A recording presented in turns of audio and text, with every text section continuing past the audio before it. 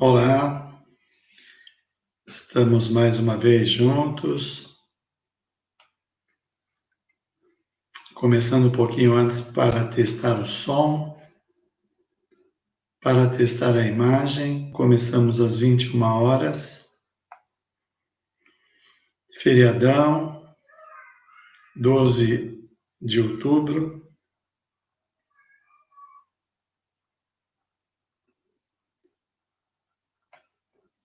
O som parece estar ok. Trabalhando, estreando esta plataforma StreamYard, o IARD, que é muito útil. Vamos ver se facilita. Feriadão, pessoal descansando, alguns viajando, voltando para casa. É interessante quando a gente sai um pouco fora de uma certa rotina boa, não a rotina ruim.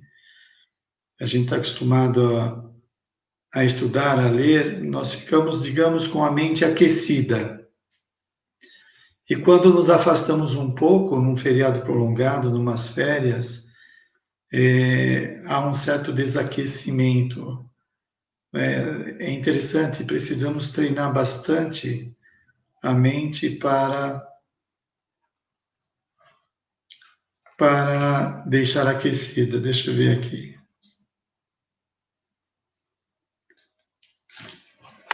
Deixa eu mexer um pouco aqui nos ícones antes de começar.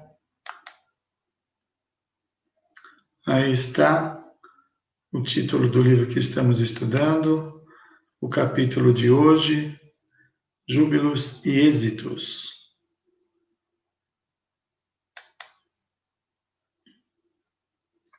Agora está faltando aqui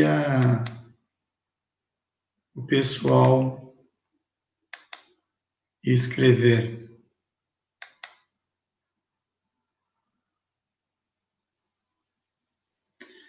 Estamos a 1 minuto.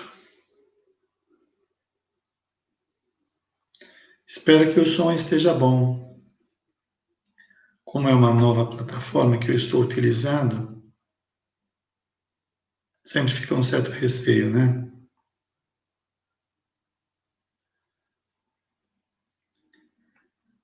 É interessante, né?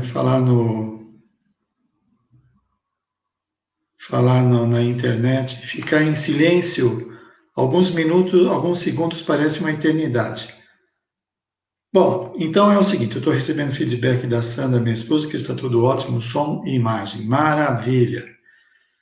Então, antes de mais nada, já são 21 horas, vamos agradecer ao nosso Mestre Jesus a oportunidade de estarmos aqui reunidos mais uma vez.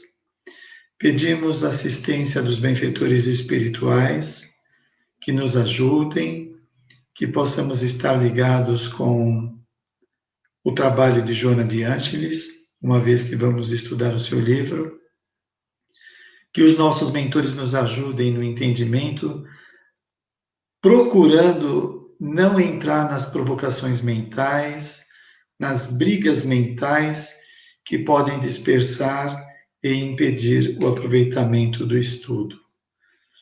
E então agradecemos ao Mestre, aos benfeitores espirituais, para que possamos ter uma hora aí de estudo bacana, de crescimento, de melhor aproveitamento, e aqueles encarnados e desencarnados que estejam próximos de nós possam ser beneficiados também. Agradecemos a Jesus. Muito bem. Então, para quem está vendo pela primeira vez o vídeo, o livro estudado é Seja Feliz Hoje, do Divaldo Pereira Franco, da benfeitora Joana de Ângeles. Fazemos uma hora de estudo, às vezes estouramos um pouco. Muito bem, capítulo 10, live 11, número 11, 12 de outubro de 2020. Júbilos e êxito. O que é júbilo? É grande alegria. E êxito é sucesso.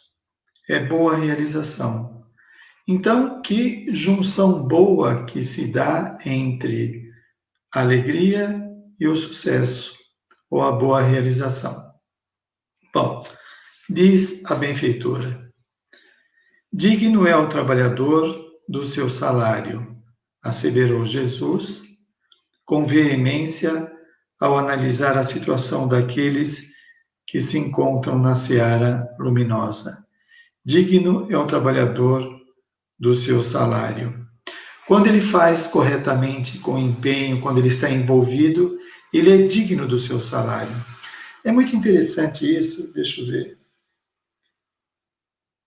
É muito interessante isso, porque a pessoa que não trabalha com empenho, não se envolve, né?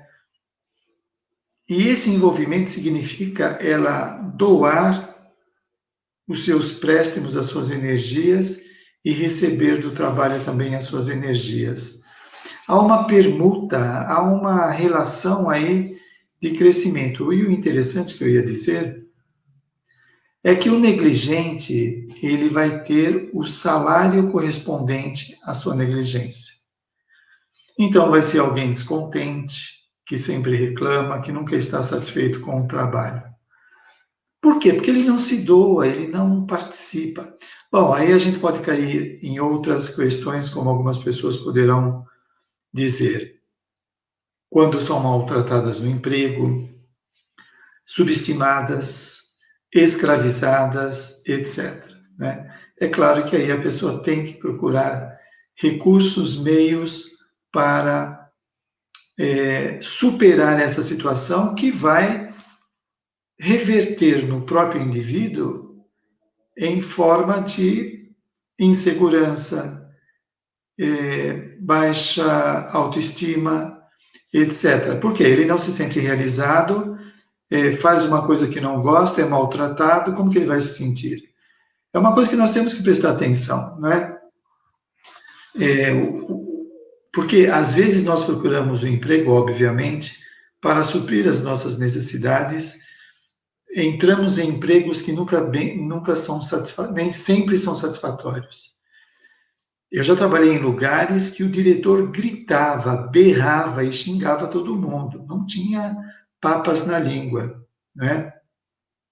E nós tínhamos que aceitar a situação, dependíamos do trabalho para as nossas despesas, e era aquela luta, né? Só de acordar e ir para lá, ou pensar em ir para a empresa, já era uma situação estressante, desgastante, que obviamente pode trazer muitas doenças psicossomáticas no indivíduo.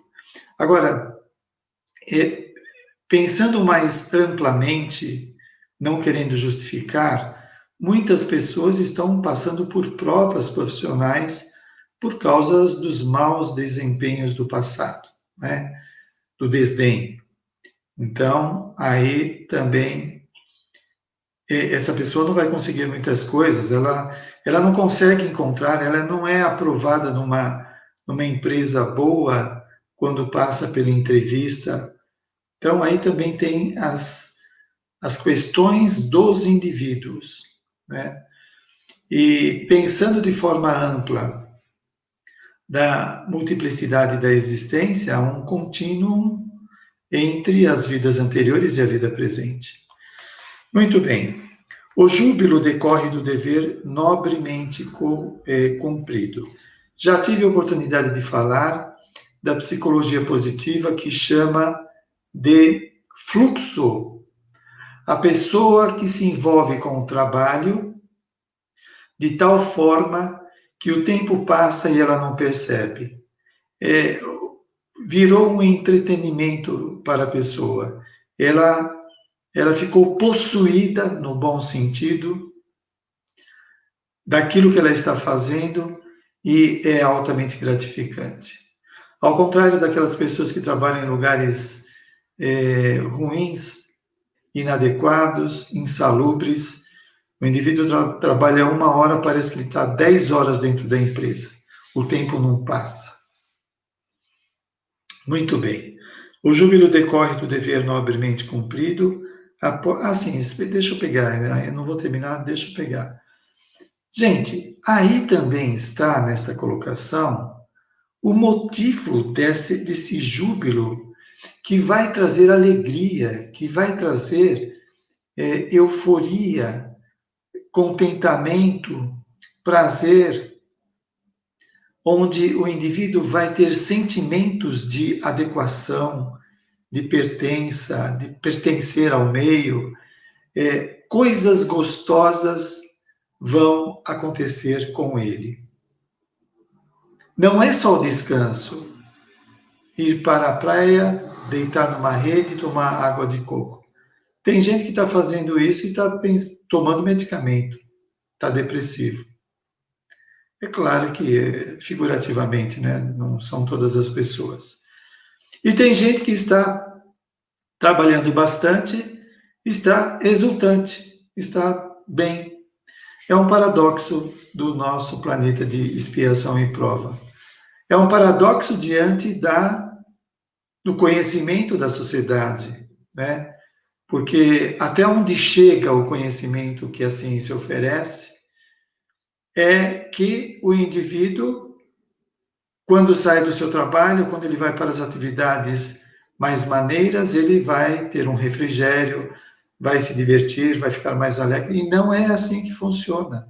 Depende da subjetividade, depende da evolução do indivíduo, depende das companhias extrafísicas, depende das suas noites de sono, para onde ele vai na hora que sai de fora do corpo. Ele vai para os umbrais ou vai para regiões superiores fazer cursos, participar de eventos? Depende. Então, essa lógica da sociedade de visão limitada não consegue abarcar a complexidade do ser humano. Por exemplo, você pega uma pessoa passando por uma expiação ou prova difícil, onde ela pode ser motivo de exasperação dos outros, de chacota, ou ser uma pessoa invisível que ninguém enxerga, ninguém vê essa pessoa, ninguém dá bola para ela, e ela está exultante porque ela já tem consciência. Ela tem consciência. E aí não adianta a nossa ciência querer dar explicações dos conhecimentos cognitivos, afetivos, porque não basta, não basta. Não decorre somente de conhecimentos, depende de evolução. O indivíduo pode ter déficit cognitivo e afetivo, não conseguir ter sentimentos satisfatórios, não conseguir pensar direito e ser um espírito altamente evoluído, que nasceu com restrições por motivos evolutivos, às vezes para ministrar aulas de vida para muitas pessoas, né? Como exemplo, né? Aí sim. Portanto, o conhecimento espírita, neste sentido, desmantela esse conhecimento que nós temos linear, de achar que nós conseguimos entender tudo. E aí que está, nós ficamos também presos, fisgados nesse esquema. E o que acontece? O indivíduo vai tentar sair dele através dos artifícios sociais. Então, ele vai procurar ter uma profissão melhor e ganhar mais, o que não vai garantir que ele vai conseguir o resultado interior, né? Então, é muito relativo. E aí ele pode desistir e dizer que tudo é uma peça, que tudo é uma mentira, que nós vivemos um engodo. Não, nós não vivemos um engodo. Ele vive tormentos fabricados por ele mesmo, que nas suas provas, nas suas experiências tem sentido, para outro não. Ele pode falar, mas tudo isso é uma mentira, e o outro está vivendo uma alegria inefável, um bem-estar, uma confiança, uma coisa boa, coisa que ele não consegue desfrutar. Por quê? Porque ele está passando por provas, por expiações. Então não dá para igualar. Agora, é claro que em termos evolutivos, todos nós buscamos caminhos de ascensão. Alguns atormentados, outros equilibrados, o caminho de ascensão é o mesmo, é a caridade, é o amor, é a ampliação dos conhecimentos, das experiências. Muito bem. O júbilo decorre do dever nobremente cumprido após as fadigas sob o sol inclemente ou a fúria das tempestades, as fúrias das tempestades. Então, veja o percalço que ele passou, ou passa. Isso serve de reflexão a nós, né? Não é porque você conhece o Espiritismo, que você já leu todos os livros da codificação, que você está livre das suas experiências. O conhecimento vai ajudar a entender uma série de coisas, entender a vida, né? A melhorar o comportamento, mas não é suficiente. Precisamos transformar esses conhecimentos em prática, em realizações.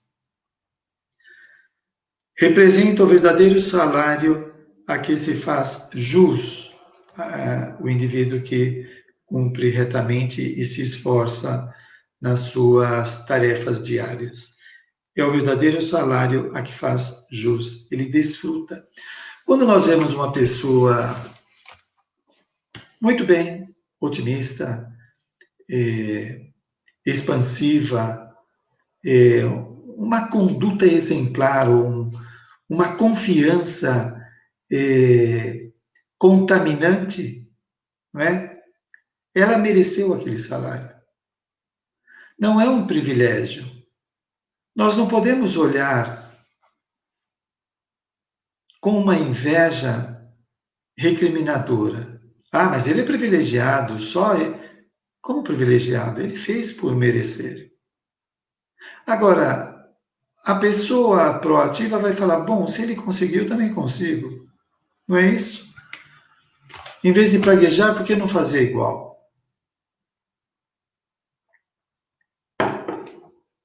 É antievolutivo ficar nessa posição recriminatória, invejosa. Se ele aprende alguma coisa com aquilo, vai lá, né? Mas cuidado devemos tomar.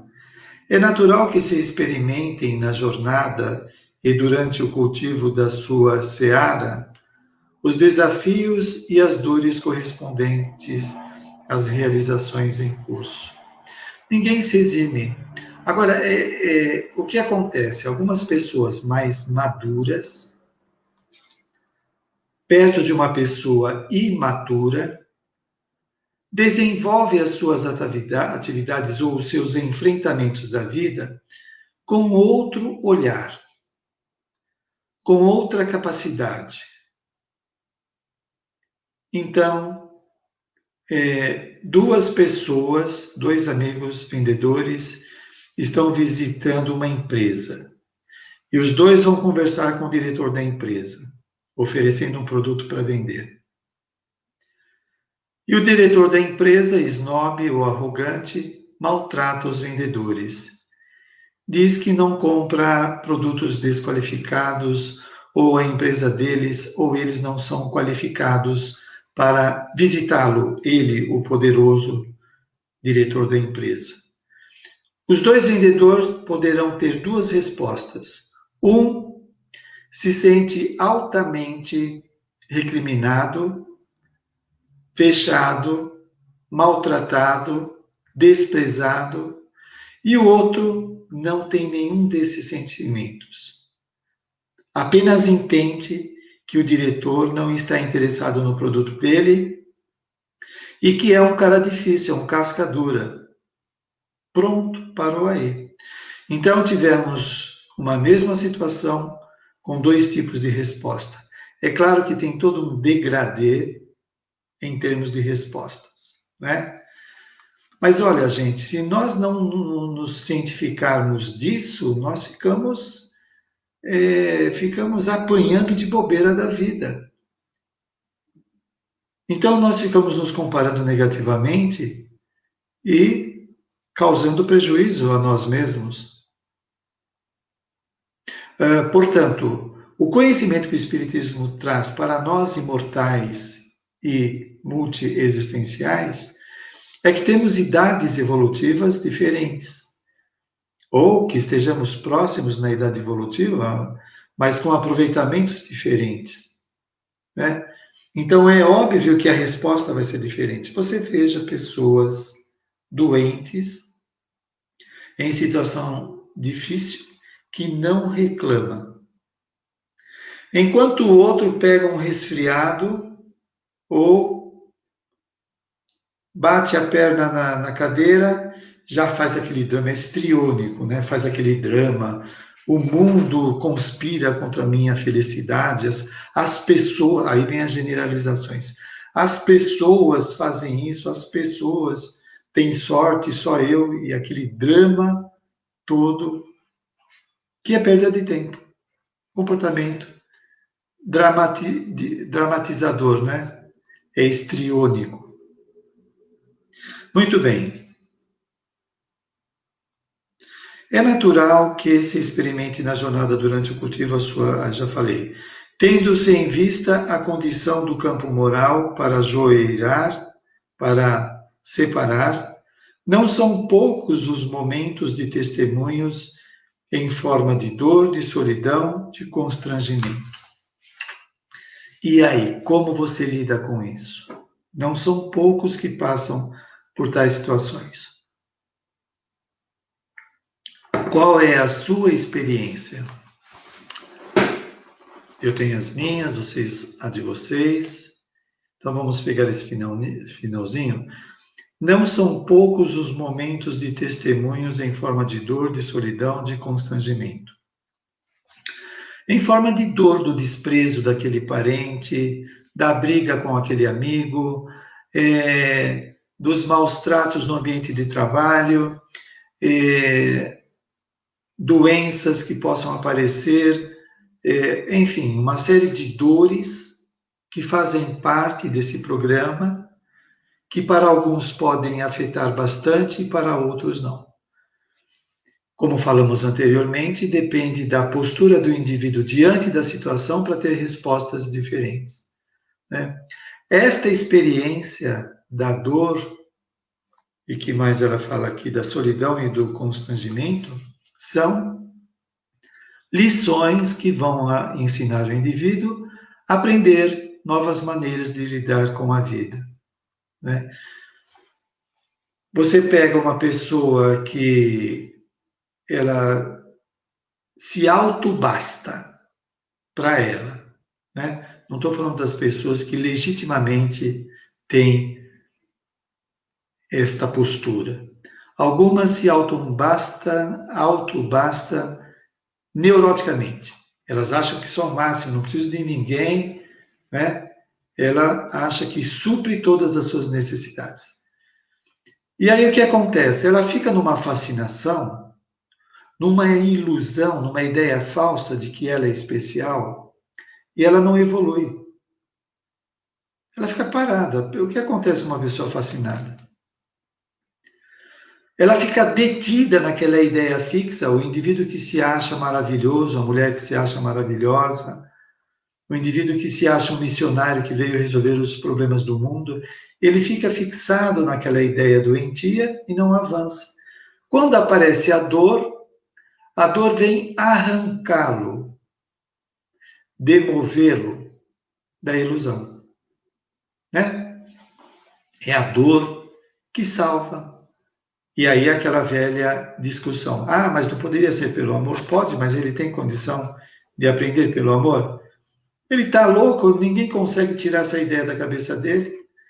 Aí aparece uma doença, uma perda, tira ele do choque, é o choque anímico, lembra? Na mediunidade.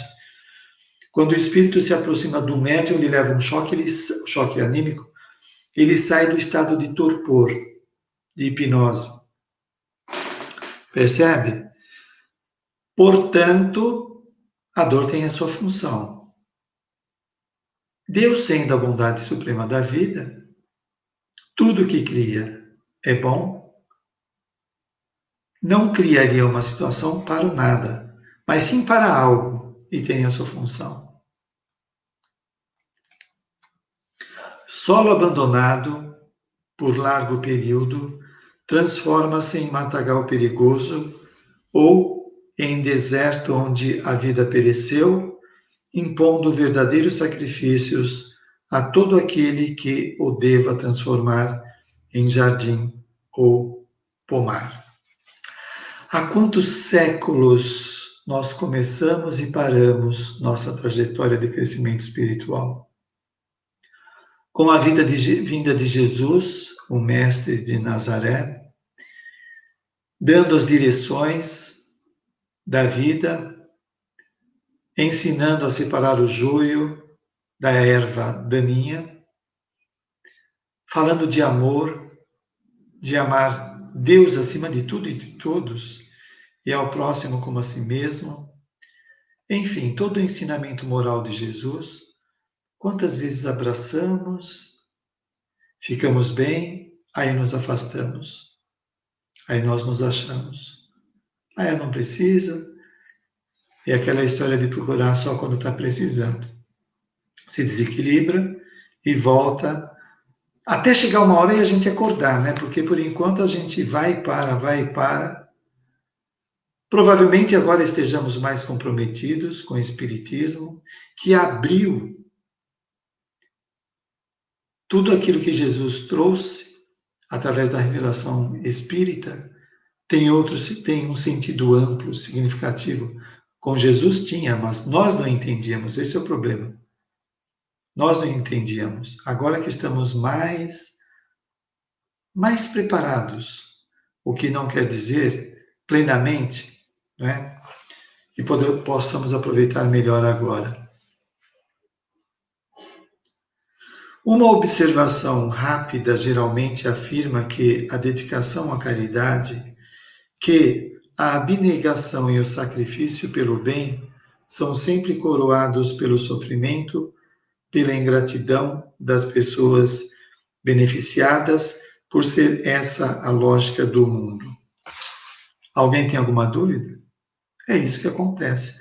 Eu estou estranhando aqui nesta plataforma, só dando uma cortadinha, que não tem a participação do pessoal. Deixa eu ver aqui se eu vou ter resposta. Talvez eu tenha que fazer algo que eu ainda estou aprendendo, mas eu não vou mexer, senão eu posso perder a gravação. Eu vou fazer isso posteriormente. Por enquanto, vamos assim. Então, vamos lá. Uma observação rápida geralmente afirma que a dedicação à caridade, que a abnegação e o sacrifício pelo bem são sempre coroados pelo sofrimento. Né? É o que muita gente alega e justifica como meio para se afastar da prática do bem. Porque os outros são mal agradecidos, não reconhecem, são os abusadores, são folgados, não se esforçam. O indivíduo dá uma série de justificativas. Bom, ele pode acertar num caso ou no outro, pode ter um folgado, pode ter alguém que não agradece, alguém que esnoba, você pode encontrar de tudo. E a pergunta que se faz é: e daí? E daí? E daí que o indivíduo não quer receber alguma coisa?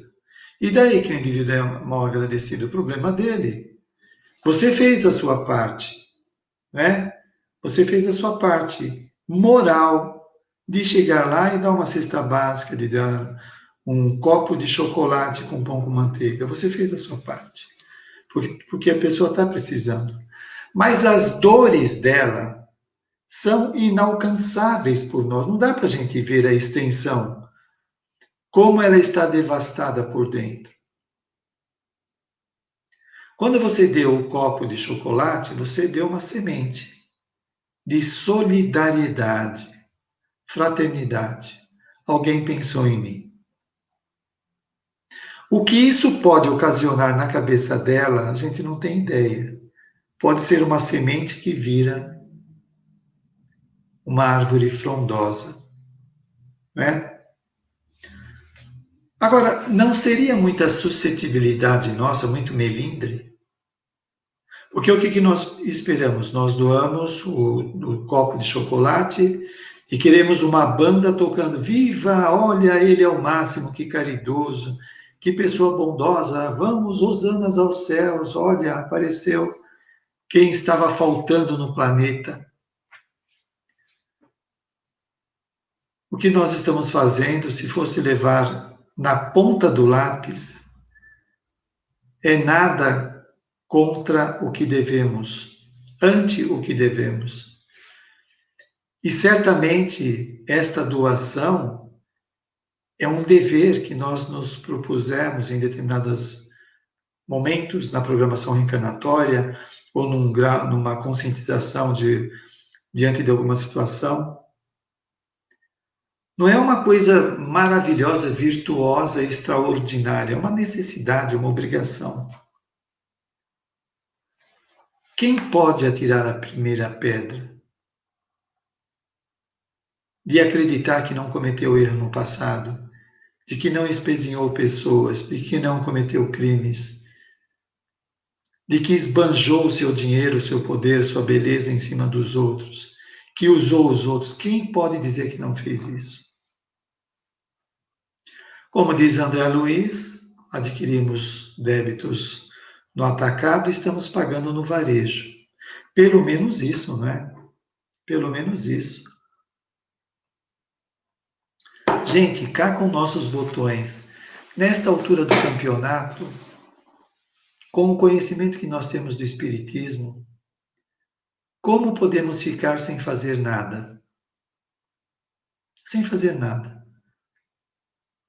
E fazer alguma coisa não é nada extraordinário. É ir lá na instituição, dar uma mensagem para quem entra no centro, ou dar uma orientação, ou uma atividade. É se entregar a uma atividade. Vocês estão precisando do quê? O que eu posso fazer? Posso ajudar com alguma coisa? Uma iniciativa pessoal. Allan Kardec fala no livro A Gênese. Nós sabemos de onde viemos, para onde vamos e o que estamos fazendo aqui. Quer bênção maior do que essa? Tem gente que está desesperado. Meu Deus, o que eu estou fazendo aqui? Vocês já ouviram falar da síndrome de estrangeiro? É aquela pessoa que se sente fora do ninho, que não se adapta com a família, não se adapta com os parentes, com os amigos de trabalho, parece que ela é estrangeira, parece que ela não é de lá. Que angústia que a pessoa carrega de não saber o que está fazendo aqui.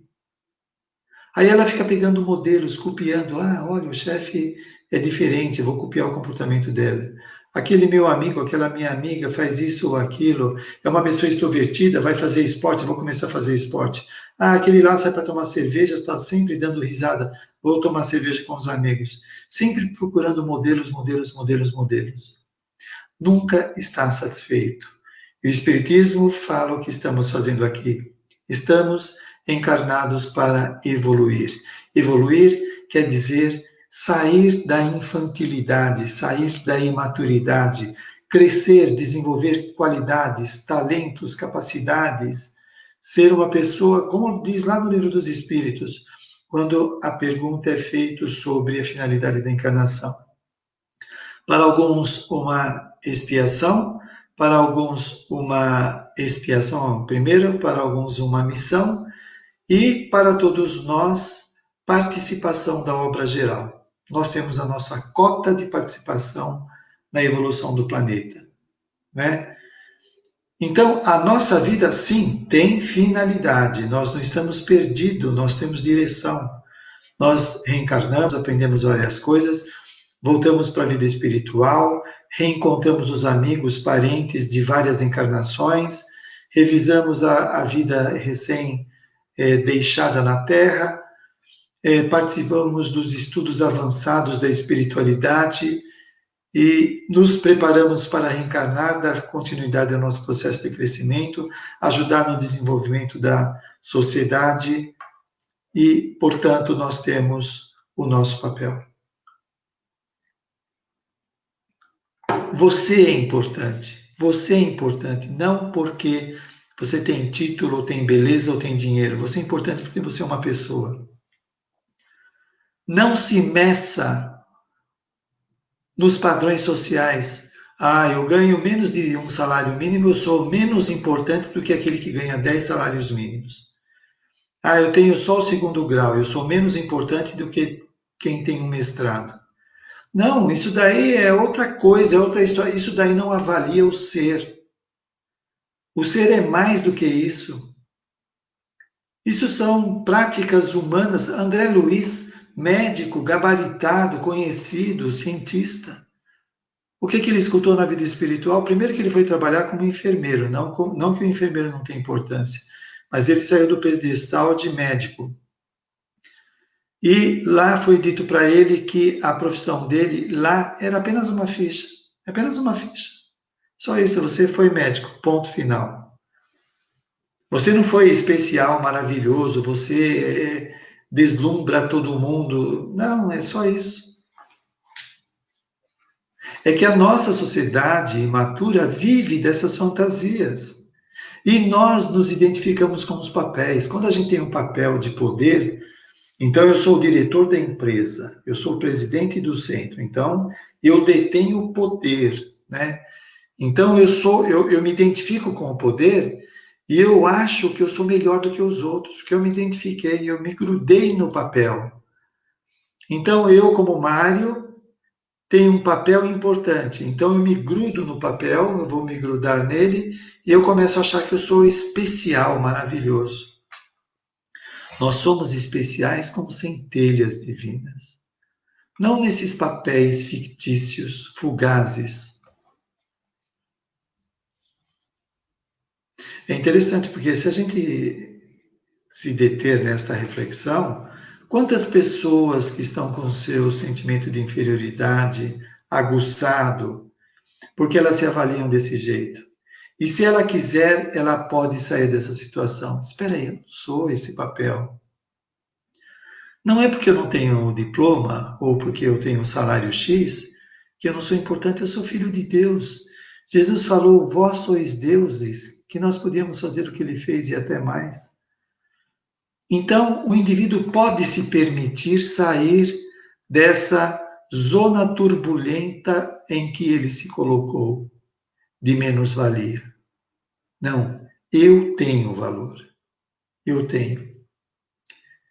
Eu já tive milhares de existências. Como diz aqui Joana de Ângeles anteriormente, o indivíduo tem que penar, ele tem que trabalhar, suar para conquistar as suas realizações. Não é um alívio sair dessa visão medíocre da sociedade materialista?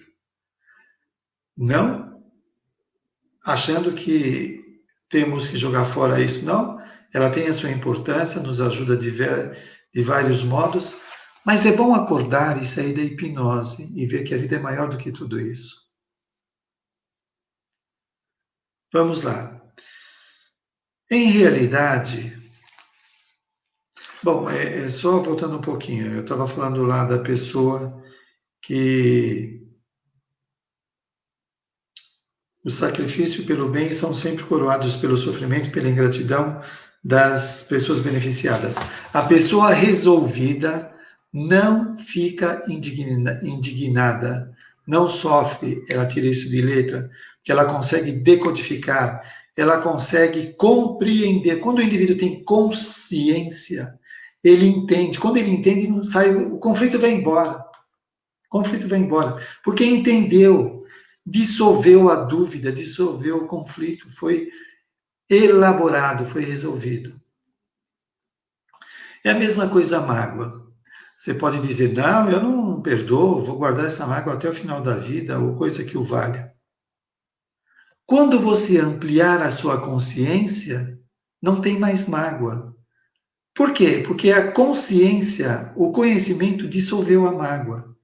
A mágoa é um mal-entendido de alguma coisa, do orgulho, é uma visão errada, que a consciência crescida resolve, dissolve, não dá. Você acha que um espírito puro tem mágoa de alguém? Não dá. Por quê? Porque se contrapõe. A evolução se contrapõe à neurose, aos conflitos, aos tormentos. Em realidade, a obra de edificação de qualquer natureza é sempre caracterizada por grande esforço e padece, numa sociedade ainda atrasada moralmente.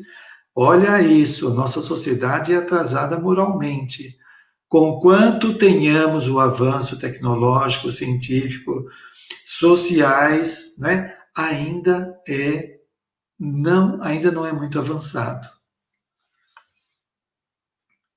Ainda atrasada moralmente, de lutas contínuas com incessantes aflições. É o que mais tem, né? É compreensível que assim ocorra, tendo-se em vista a predominância do egoísmo e dos seus malefícios, dos seus maléficos efeitos. A gente poderia dizer que outro dia eu escutei alguém falando algo assim, estamos passando por uma pandemia egoística, pandemia da arrogância. Quantas pessoas se acham supra-sumos? O quanto que o egoísmo ainda é encravado na nossa carne, domina a nossa personalidade. É compreensível que assim ocorra, tendo-se em vista a predominância do egoísmo e dos seus malefícios, suas consequências. O que podemos fazer para sair desse egoísmo? O que podemos fazer? Deixa eu só. Bom, o Espiritismo dá as ferramentas, a caridade, a humildade, amar a Deus acima de tudo, amar ao próximo. Nós vamos teimar até quando? Qual é o compromisso que temos conosco? Eu preciso dar um jeito nesse meu comportamento. Aí vem o orgulho, mas o que os outros vão dizer se agora você pede desculpa? Ou você vai escutar mais os outros? O que os outros vão dizer? Esse compromisso conosco tem que ser prioridade em nossas vidas. O que não é um egoísmo, é um anti-egoísmo, porque é para resolver o egoísmo. O poder da natureza animal, com os seus íntimos instintos agressivos, induz o indivíduo à descrença nos valores éticos, nas bênçãos da ternura e nos efeitos sagrados do amor.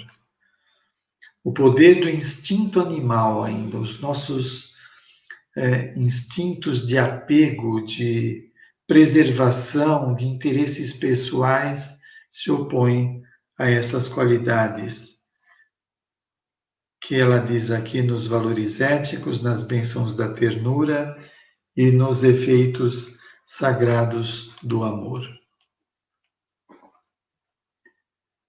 O Espiritismo, ele traz os instrumentos e nós precisamos ter consciência daquilo que o Espiritismo já explicou. Quando eu me engajo numa atividade, é óbvio que eu possa ter as minhas recaídas e as minhas dúvidas, os meus senões, né? Devo continuar, não devo? Ah, mas eu ainda não amo as pessoas, como que eu vou praticar? Continua, que nós aprendemos a amar. Continua, que o homem velho, ele continua se debatendo, querendo se mostrar, querendo dominar, né? Mas é o compromisso conosco, é o compromisso, é trabalhar isso, porque você pega a literatura espírita, por isso que é importante ler, né? Espíritos como nós que desencarnaram vêm dar os seus testemunhos sobre a sua vida e a vida física e a de desencarnado, o que aconteceu nesse trânsito todo, de uma para outra vida, ante o comportamento que a pessoa tinha, né? E aí, por exemplo, você pega o caso de André Luiz, ele estava totalmente engajado com o mundo da ciência, dos prazeres, e olha a surpresa que ele tem.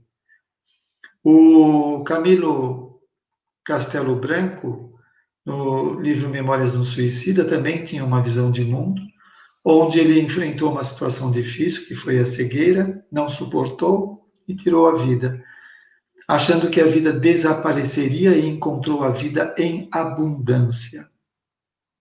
Não é? Aquele livro, Além da Morte, leiam esse livro, é muito bacana, Além da Morte, do Divaldo Pereira Franco, pelo espírito Otília Gonçalves. Ela era espírita, trabalhava na Mansão do Caminho, desencarnou e ficou uma semana presa ao corpo, mesmo sendo uma trabalhadora, porque ela tinha compromissos anteriores, né? E tantos outros, eu lembro um contado por irmão X, que o indivíduo tinha reencarnado para viver 80 anos, desencarnou com 60 e pouco, por causa da sua irascibilidade ou irritabilidade, descontrole emocional. O sofrimento que ele teve com essa experiência. Então, nós temos exemplos vivos, nós temos o conhecimento teórico, prático, para entender tudo isso que está acontecendo, o que estamos fazendo na vida.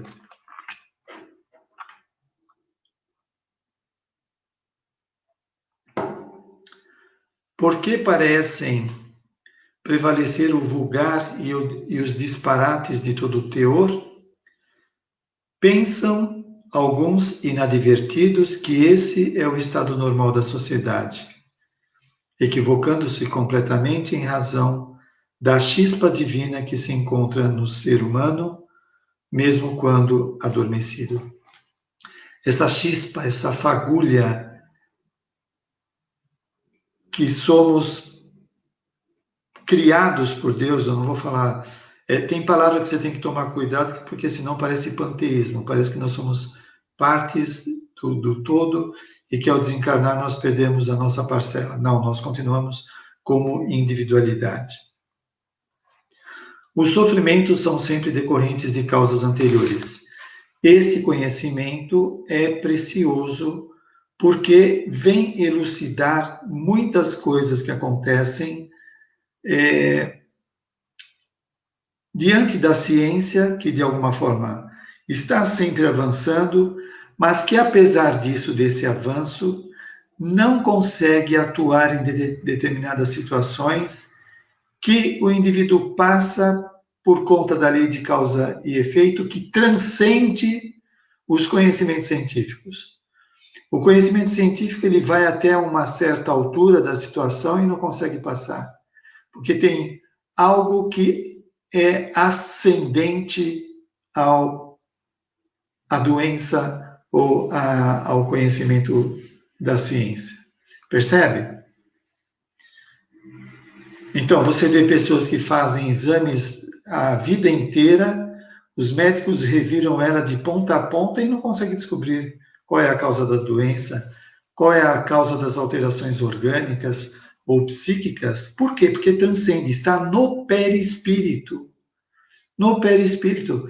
Veja as obras de Ivone Pereira, que também fala disso, André Luiz, Manuel Filomeno de Miranda. Você imagina, o perispírito pode apresentar uma lesão que dificulta o funcionamento físico por causa dessa lesão no perispírito. E aí é um paradoxo, mas espera aí, a ciência tem toda a tecnologia, todo o conhecimento, ou pode desenvolver vários conhecimentos para entender tudo isso e não consegue dar conta.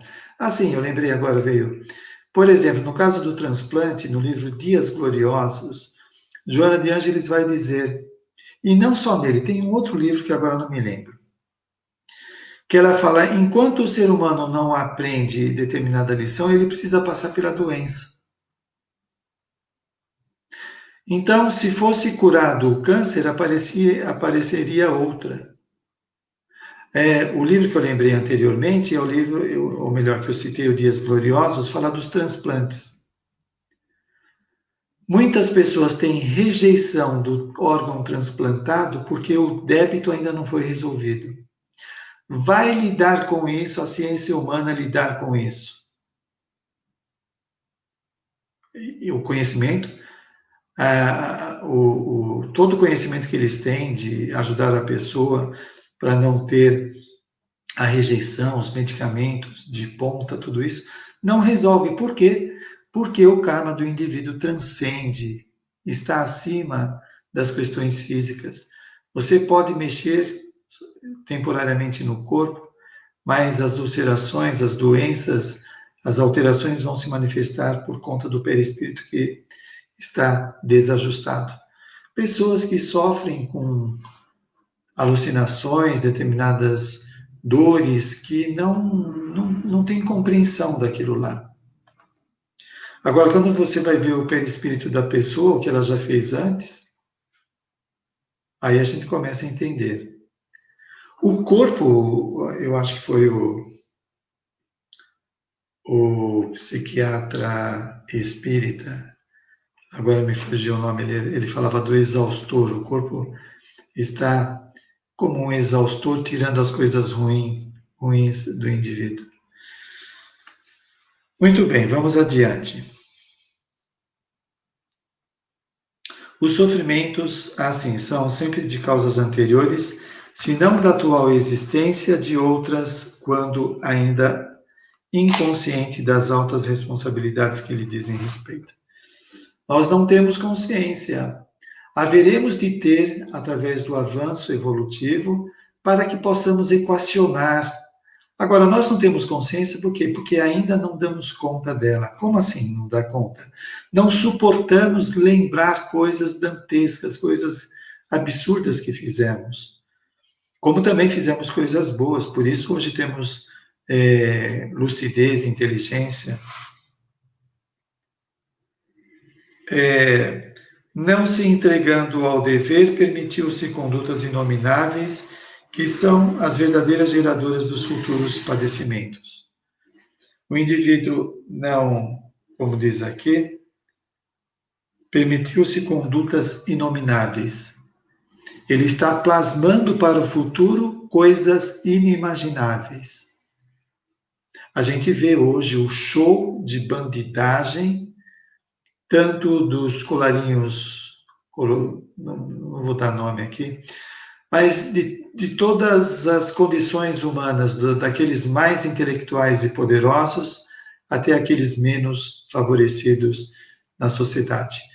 Praticando barbaridades, crueldades, achando que as coisas ficam assim. Achando que fica assim. Aí quando a gente lê o livro de André Luiz, que fala, me parece que é no Evolução em Dois Mundos, que fala das zonas purgatoriais. Aí a gente começa a ter ideia. E lá está escrito que todos os horrores que o malfeitor fez o outro sofrer, ele também vai sofrer. É repercussão mental, está registrado na mente dele, não dá para tirar. Aí a responsabilidade que o Espiritismo traz para o indivíduo como feitor da sua vida, da sua evolução.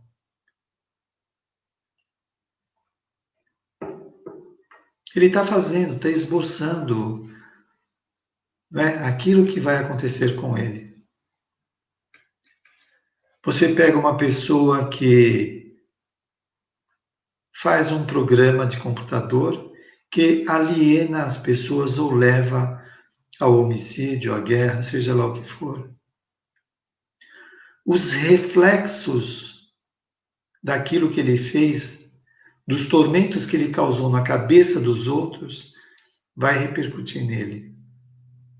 Eu já falei aqui do Silveira Sampaio, que foi um médico e depois entrou para o mundo artístico como ator. Na vida espiritual, participando de um curso de autorresponsabilidade, ele viu os efeitos dos livros que ele tinha escrito na cabeça dos leitores. Olha que coisa inimaginável. As pessoas que leram o livro dele receberam um impacto e ele se sente corresponsável. Lei de causa e efeito. Lei de causa e efeito. Nós devemos, com esse conhecimento, cada coisa que nós vamos nos envolver, pensar, e a lei de causa e efeito? Eu vou abrir um boteco. Esse boteco vai servir bebida que pode levar uma pessoa à morte. Isto é ético? Eu vou construir uma empresa que pode acabar com a saúde dos meus empregados pelos gases, coisas do tipo. Isso é ético? E a lei de causa e efeito? A lei de causa e efeito funciona também nas instituições, não é só em nossas vidas. A empresa que fabrica coisas prejudiciais à saúde pode ter comprometimento. Vamos lá.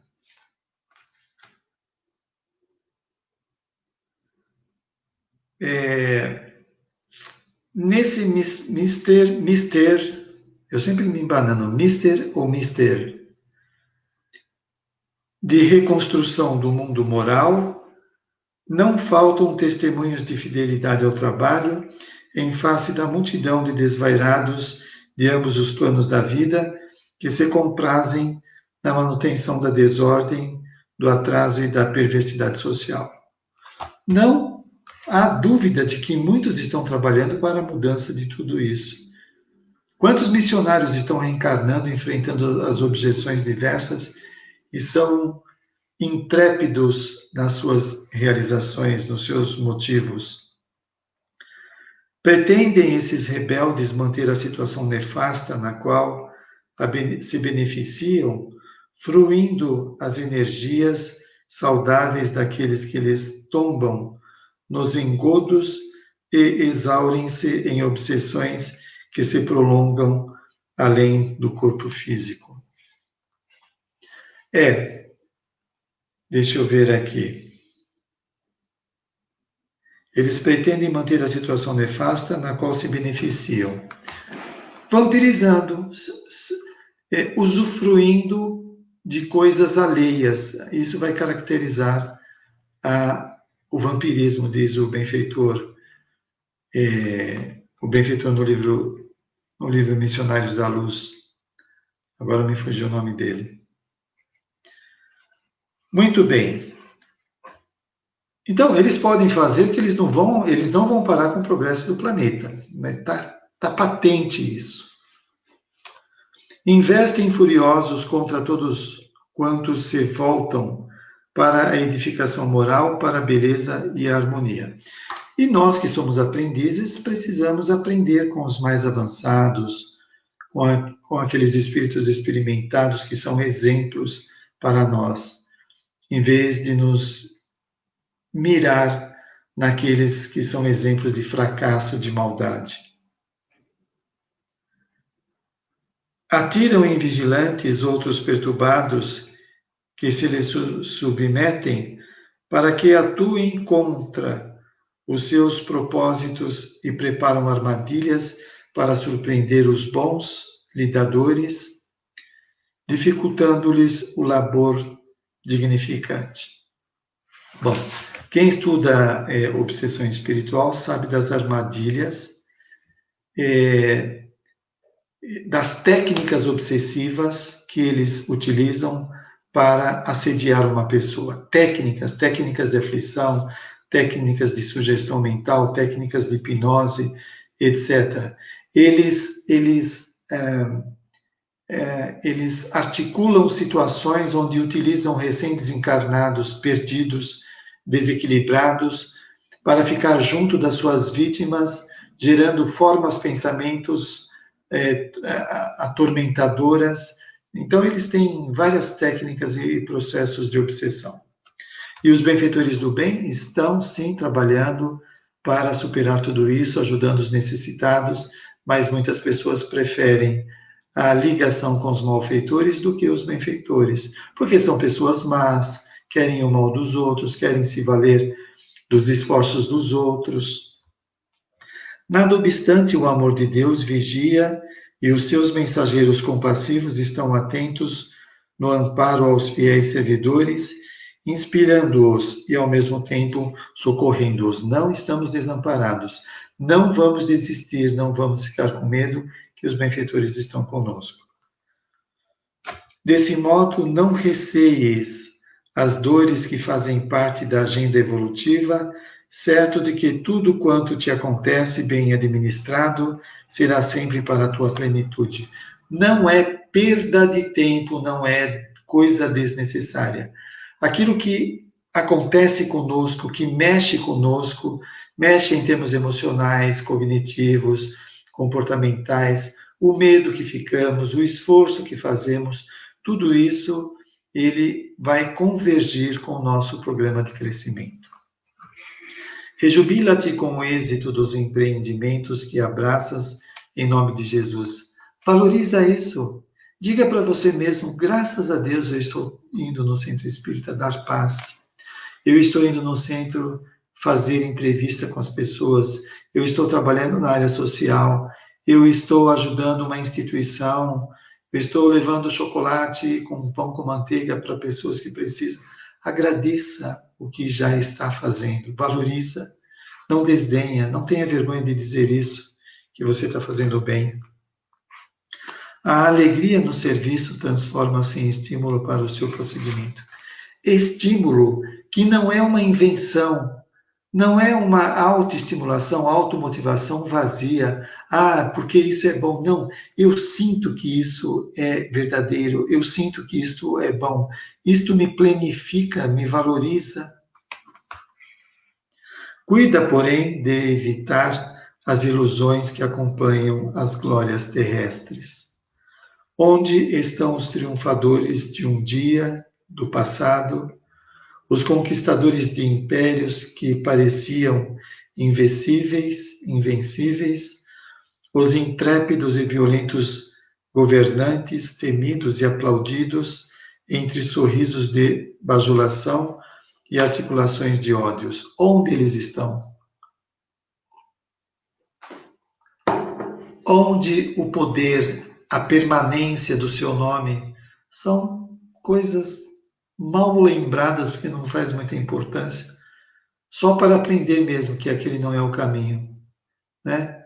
Mas quem são os malfeitores que dizimaram coletividades, pessoas, os truculentos? Quem são? Cadê eles?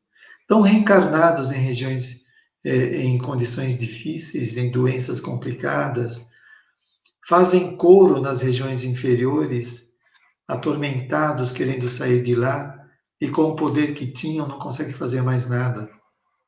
Olha só, revive mentalmente o poder das nações que dominaram o mundo do seu tempo, dos filósofos cínicos e dos cientistas mergulhados no materialismo, que decantavam o prazer, dos vingadores perversos e constatarás que a morte a todos e a tudo levou. A morte acabou com a graça. Cadê os poderosos? Cadê os corpos perfeitos? Cadê os bilhões nos bancos? Cadê o prestígio? A morte acabou tudo. Com tudo isso, equaliza. Coloca todos na horizontal. Tem um pensador que ele fala: atrás de toda beleza jaz uma caveira. Você já pensou nisso? E a gente se gaba. Veja, não é maldizer o corpo e a nossa vida, mas essa inversão de valores. Tê-lo, o corpo, como instrumento abençoado, graças a Deus. A sociedade, que escola bacana que é, né? Mas quando a gente se identifica com isso, a gente reduz a vida a isso. Tudo vai passar. O nosso nome, as suas coleções, sabe aquelas coleções de carrinho, de sapato, de perfume? Vai ficar tudo. Não quer dizer que não devemos de ter as coisas, mas aí é o desapego.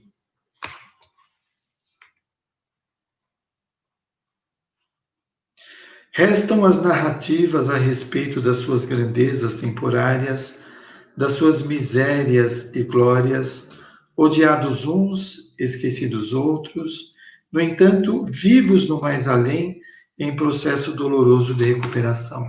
Isso é precioso para a nossa conscientização. Estão desencarnados, passando por maus bocados, aquele poder, aquela prepotência, eu posso, eu faço, não pode mais, não pode mais.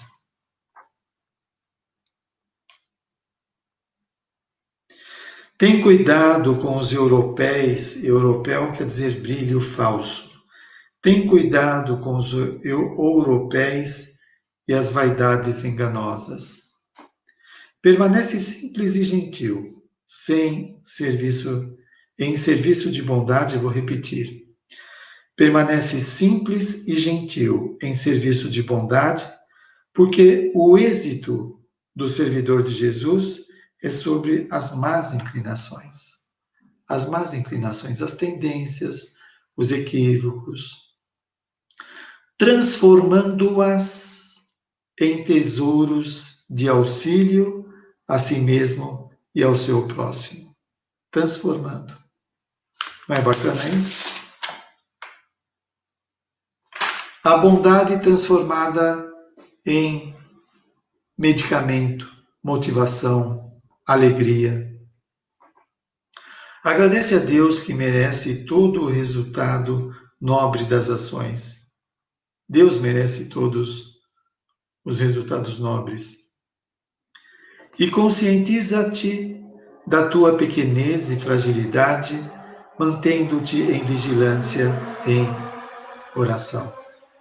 Alegra-te quando compreendido e cercado de carinho, que bacana que é isso, não é? Mas não te olvides que a seara é do Cristo e para ele transfere os resultados da tua ação. Jesus, obrigado. Ofereço a tua bondade, aquilo que eu estou aprendendo a fazer. Permanecendo em paz, sem significativa alteração do teu modo de ser e de viver. Busca o silêncio interior a fim de que o vozerio festivo do momento não te perturbe ou te faça perder o rumo. Jesus sempre buscava a solidão após os momentos de júbilo e de êxito junto às criaturas sofridas e turbulentas. É o exemplo que temos que aprender. É um caminho de recomposição pessoal. Sair daquele clima pesado, difícil, e se recompor. Faze de igual maneira, como Jesus fazia. Interioriza-te e mantém-te sereno. E para finalizar, que o nosso tempo já estourou, a tarde ardente e alucinada em que ele foi crucificado estava precedida poucos dias antes pela sua entrada triunfal em Jerusalém, quando procedente de Betânia. Rejubila-te porque amas e trabalhas com afinco para o êxito do Evangelho nas mentes e nos corações das demais criaturas. Joana de Ângeles e Divaldo Pereira Franco. Seja feliz hoje. Bom, então vimos aqui com a benfeitora espiritual sobre o júbilo e o êxito. Em vez de tirar da experiência um licor amargo, tóxico, que é um vício de perceber as coisas, então a gente vê no trabalho como um abuso, como uma alienação, em vez de ver como uma oportunidade de crescimento. Então, nós podemos aprender a ter reações diferentes diante de situações diversas. Em vez de ser a leitura repetitiva, sempre a mesma, de sofredor, de ser o alvo das dificuldades no mundo, né? Extrair a coisa boa, aprender com aquilo lá, fazer outra leitura, porque a mente pode se sobrepor e entender por que está passando por aquela experiência e ela ser gratificante. Algumas situações são medicamentos amargos, outras situações são doces, gostosos, depende da experiência que nós estejamos passando. Se tudo nós encaixamos no pacote da maldade, do mal, do sofrimento, fica difícil a vida, né? Então, quando nós começamos a fazer uma leitura diferente, nós também estamos fazendo movimentos internos dos condicionamentos, hábitos, costumes, do engessamento da personalidade, mudando, transformando e ganhando outras perspectivas de entendimento, de conhecimento e aproveitando melhor a experiência. Bom, amigos e amigas, espero que as reflexões que fizemos possam ser úteis para o nosso crescimento. Vamos agradecer a bondade de Jesus pela oportunidade deste aprendizado, do auxílio que recebemos dos benfeitores espirituais, dos espíritos da equipe de Joana de Ângeles que possam nos ajudar nesse entendimento, que possamos agora à noite, na hora de dormir, pedir aos nossos mentores para sair fora do corpo e continuar estudando e trabalhando na vida espiritual, junto com os trabalhadores do bem, para aprender cada vez mais a fazer o bem. Que essa nossa conexão com os desencarnados, com as cidades espirituais, entre nós encarnados com os benfeitores, possa permanecer nos edificando e ter forças para na próxima semana continuar os nossos estudos. Muito obrigado a Jesus, aos benfeitores e a todos vocês que estão acompanhando o estudo que estamos fazendo. Um abraço a todos. Boa semana.